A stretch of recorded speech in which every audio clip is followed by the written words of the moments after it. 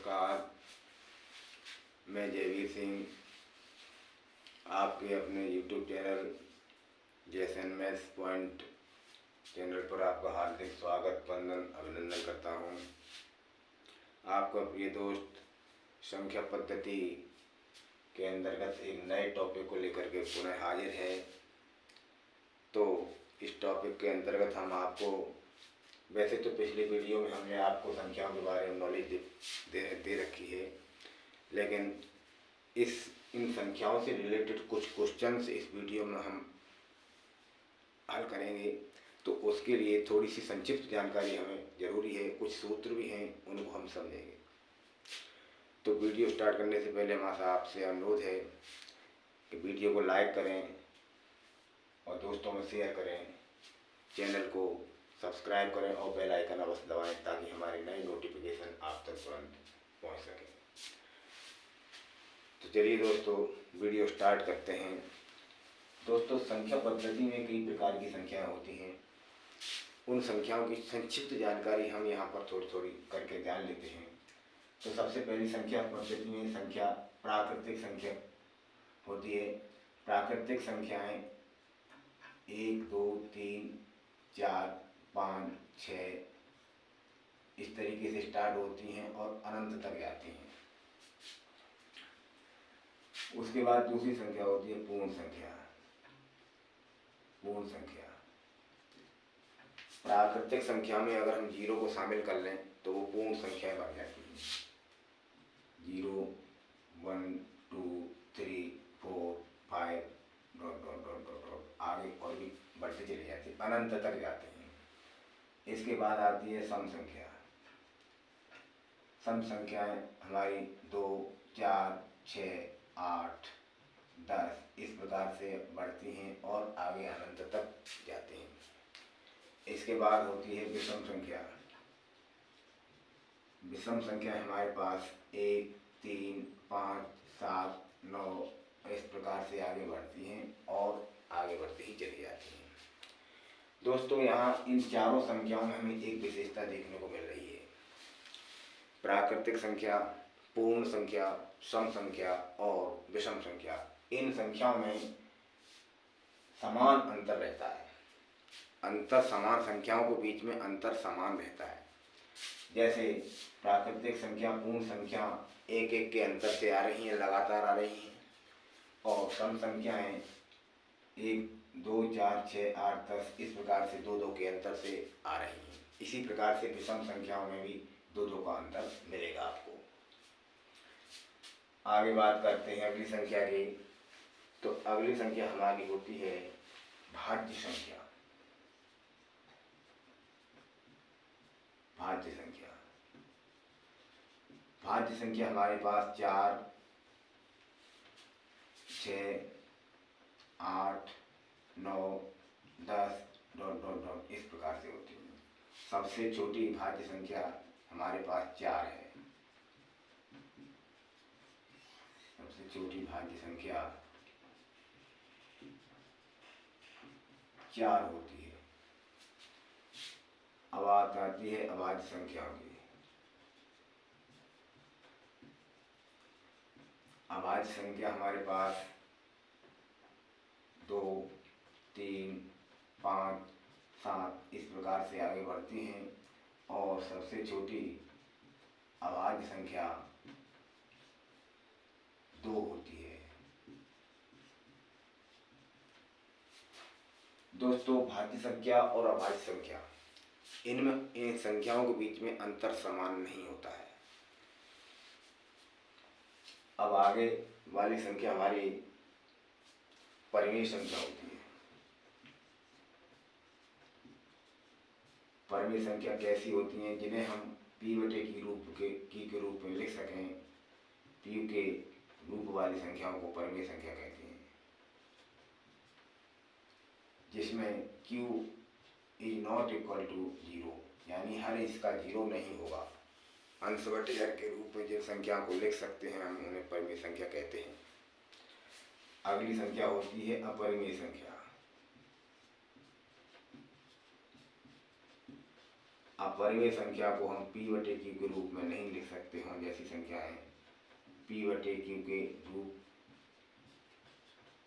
में नहीं लिख सकते। एज फॉर एग्जाम्पल देखते हैं, जैसे √2, √3, √5 इत्यादि। और परिमेय संख्याओं के उदाहरण हैं 1/2, 2/3, 3/5, 5/7, ऐसे आगे बढ़ती चली जाती है। आगे बात करते हैं, हमारे पास वास्तविक संख्याएं होती हैं। वास्तविक संख्या 0, 1, 2, 3, 4 ऐसे चलती आती हैं। आगे की संख्या काल्पनिक संख्या।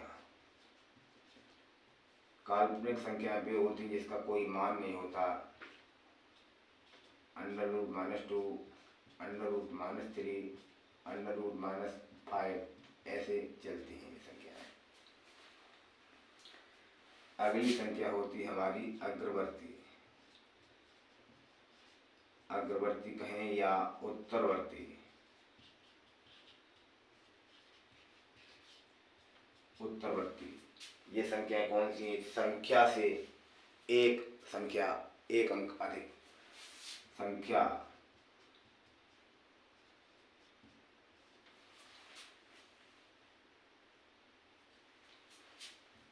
से आगे आने वाली संख्या।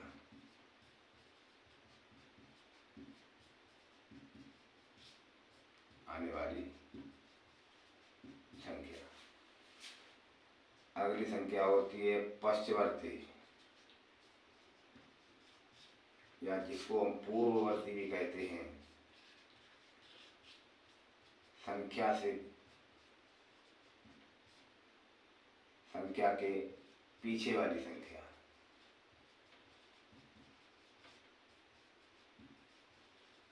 पीछे वाली संख्या।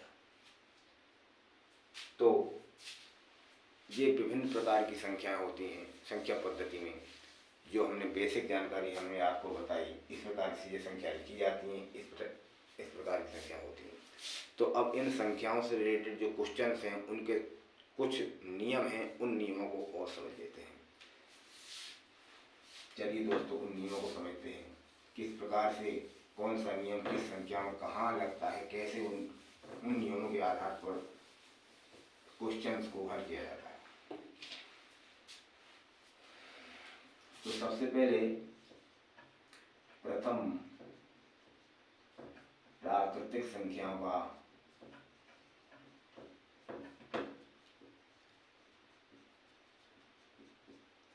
का योग। यदि प्रथम n प्राकृतिक संख्याओं का योग ज्ञात करना हो तो हम एक फॉर्मूला होता है n+1/2 का इस्तेमाल करेंगे। ठीक है दोस्तों, या फिर इसे सही से हिंदी में लिखना चाहें तो n संख्या है, संख्या गुणा अगली संख्या और बटे 2। इस फॉर्मूले से इस टाइप के सवालों को हम हल कर सकते हैं। दूसरा है प्रथम n पूर्ण संख्याओं का योग।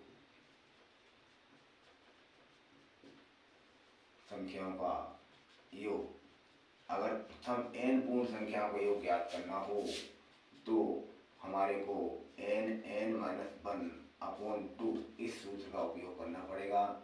इसका मतलब संख्या गुणा संख्या के पीछे वाली संख्या, यानी संख्या उससे एक कम बटे 2। ठीक है दोस्तों, तीसरी बात आती है हमारे पास प्रथम n सम संख्याओं का योग।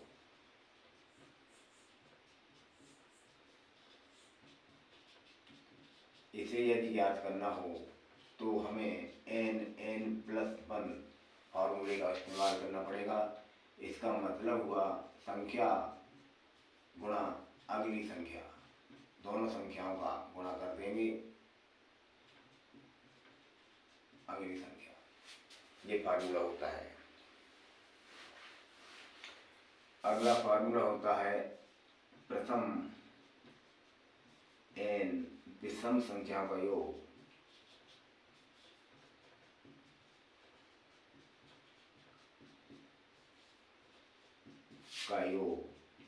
यदि ज्ञात करना हो तो हमारे पास ये फार्मूला होता है, यानी संख्या का वर्ग।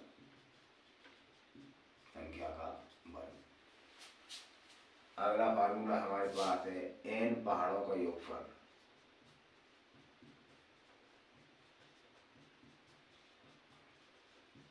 यदि ये ज्ञात करना हो तो n × 15 संख्या में 55 का गुणा कर देंगे, n पहाड़ों का योग प्राप्त हो जाएगा। ठीक है दोस्तों, इस प्रकार की संख्याओं के कुछ फार्मूले हमने आपको बताए। तो यदि इन फार्मूले के माध्यम हमें जानकारी रहेगी तो हम इस प्रकार के जो भी सवाल एग्जाम में देखने को मिलेंगे उन्हें हम सॉल्व कर सकते हैं। चलिए दोस्तों, एक नियम और है। कभी कभी सवाल हमें इस प्रकार के मिलते हैं कि आपको संख्याएं दी गई होती हैं, उन संख्याओं का आपस में गुणा होगा या कुछ भी किया जाए या तो जोड़ा जाए, तो उनमें ये पूछ लिया जाता है कि जो गुणा करने पर प्राप्त गुणनफल के इकाई का अंक कौन सा होगा। तो इस प्रकार के सवालों को हल करने के लिए एक ट्रिक काम में आती है, उस ट्रिक को हम देखते हैं। ट्रिक लिखते हैं। ट्रिक ऐसी है, ट्रिक इस प्रकार से है। देखिए दोस्तों, जैसे कोई संख्या लिखी है 27 पे पावर है 199। अगर इस प्रकार का सवाल आया और ये पूछा कि इसके इकाई का अंक क्या होगा, इकाई अंक ज्ञात करो, इकाई अंक ज्ञात करो, तो इस प्रकार के सवाल को हल करने के लिए ट्रिक काम में लाएंगे। देखिए दोस्तों, यहाँ पर पहला स्टेप ये रहेगा, घात जो घात लगी है संख्या पर उसमें 4 का भाग दिया जाएगा। उसके बाद जो भी शेषफल बचेगा, शेषफल, उस शेषफल का क्या महत्व है, दूसरे पॉइंट में उस शेषफल का ये महत्व रहेगा। यदि शेषफल शेष 4 का भाग देने पर घात में शेषफल बचता है, शेषफल यानी शेषफल बचता है, तो संख्या के इकाई अंक पर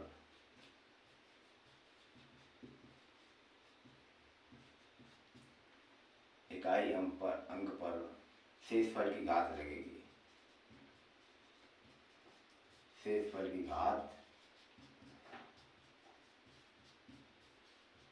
लगेगी। जिस प्रकार से इकाई अंक संख्या कौन सी है, ये 27 लिखी है, इस 27 का इकाई अंक 7 है, 7 पर शेषफल की घात लग जाएगी। यदि शेषफल भाग देने पर शेषफल बचता है तो तीसरा पॉइंट ये है, यदि भाग देने पर, यदि घात में भाग देने पर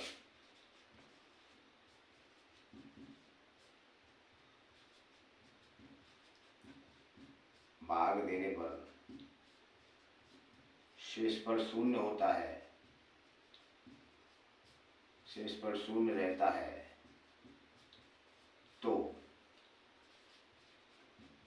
इकाई अंक पर रहता है, तो संख्या के इकाई अंक पर 4 की घात लगेगी।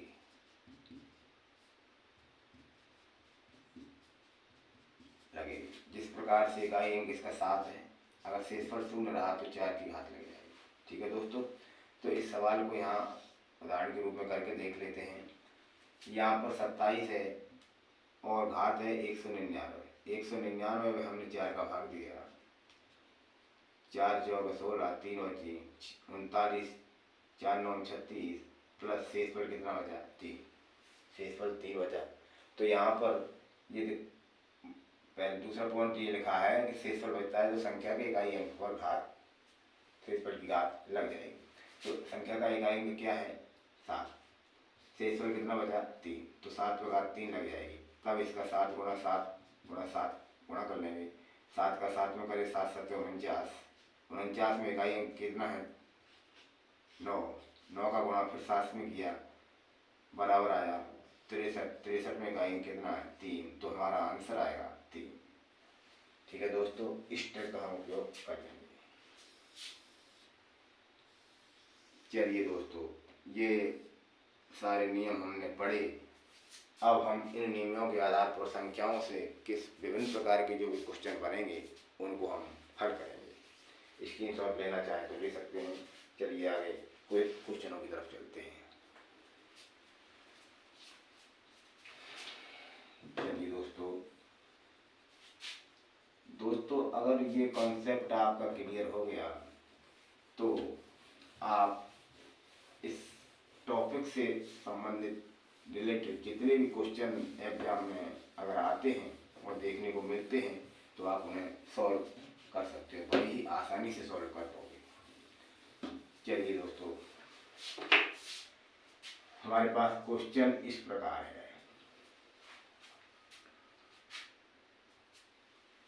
प्रथम 100 प्राकृत संख्याओं का योग ज्ञात कीजिए।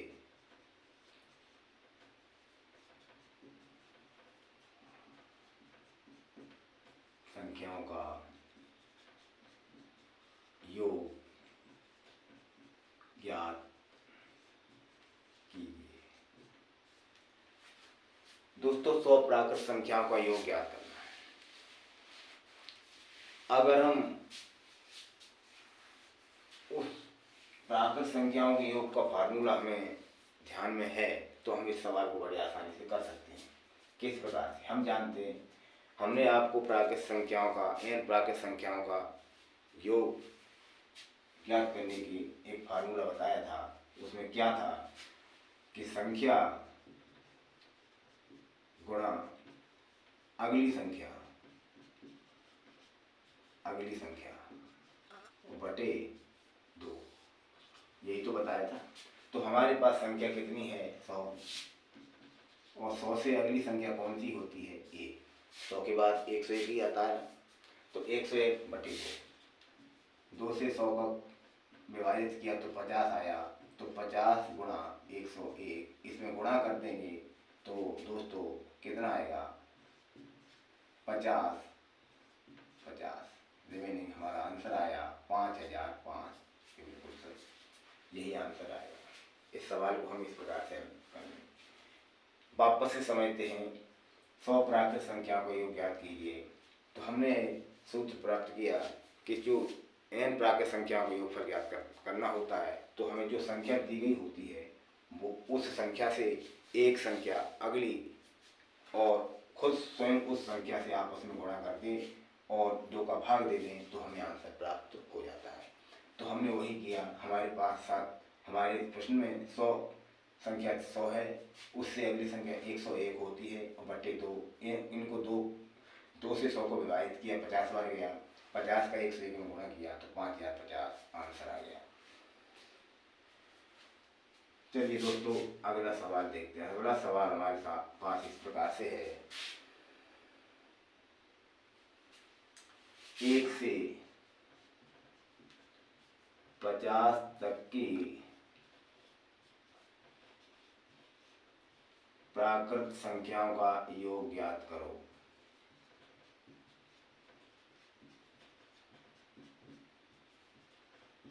का योग